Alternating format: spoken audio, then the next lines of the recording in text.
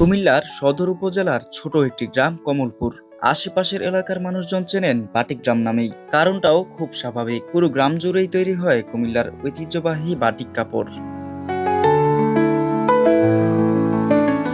সাদা কাপড়ে প্রথমে গলিত মোমের নকশা করা, এরপর গরম রঙে সিদ্ধ করা হয় রঙহীন সেই কাপড়। নকশা করা অংশ বাদে পুরো কাপড়টাই রঙিন রূপ ধারণ করে ঠান্ডা পানিতে ধুয়ে রোদে শুকিয়ে প্রস্তুত করা হয় বাটিক।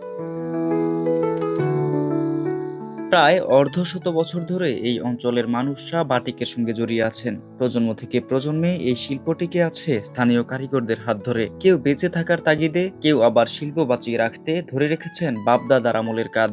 আমার বাপ চাষারা যে সময় টুরি করছিল ওই সময় আমাদের এখানে কারিগর ছিল, কারিগররা করছে।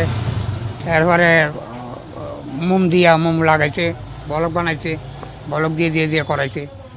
আমাদের মতো আপনাদের মতো ইয়াং বয়সে পোলাবাড়ি এই জায়গায় কাজ করতে পারতেছে, কোনো নেশা দ্রব্য এরকম ওই দিকে যাইতেছে না। আমাদের এলাকায় এগুলো কমই, সবাই কাজ নিয়ে এই বাটিক নিয়ে জড়িত সবাই।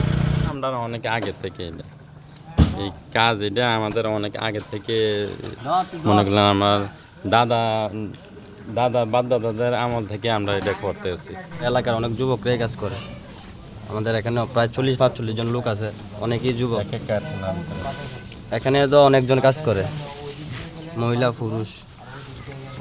কাপড় বাছাই থেকে শুরু করে বাটিক প্রস্তুত করা, প্রতিটি ধাপেই শ্রম আর সময়ের সঙ্গে প্রয়োজন নিখুঁত দক্ষতার। সীমিত পুঁজি আর সরকারি পৃষ্ঠপোষকতার অভাবে বড় পরিসরে এগুতে পারছে না এই শিল্প।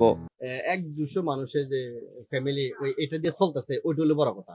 এটা দিয়ে মনে করেন অনেক বড় কিছু করা যাবে এমন কিছু না, মানে চলার মতো একটা সুবিধা আর কি।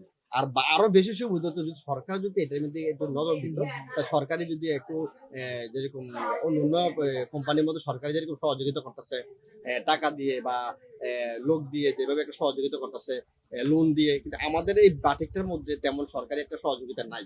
যদি সরকারি সহযোগিতা থাকতো আমরা আরো সামনের দিকে এগিয়ে যেতে পারতাম, যেহেতু কুমিল্লার বাংলাদেশের প্রোডাক্ট। তবে বাটিকের উজ্জ্বলতার আড়ালেই আছে অন্ধকার বাস্তবতা। নিষ্কাশন ব্যবস্থা খুব একটা ভালো না হওয়ায় রাসায়নিক রং মিশ্রিত পানি জমে থাকে কারখানার আশেপাশে। এতে পরিবেশের সঙ্গে ঝুঁকির মুখে জনজীবন। থাকে থাকে সাজানো এই বাহারি রঙের বাটিক কাপড়গুলোই দেশের চাহিদা পূরণ করে চলে যাচ্ছে বিদেশের মাটিতে। ঐতিহ্যবাহী এই শিল্পের উপর ভর করেই এই এলাকার বেকার সমস্যা দূর হচ্ছে। সরকারের সহযোগিতা পেলে দীর্ঘ সময় ধরে চলা এই শিল্পের পথ যাবে বহুদূর, আশা কারখানা মালিকদের। শাহাদাত হোসেন কিফাত, বাংলা নিউজ 24, কুমিল্লা।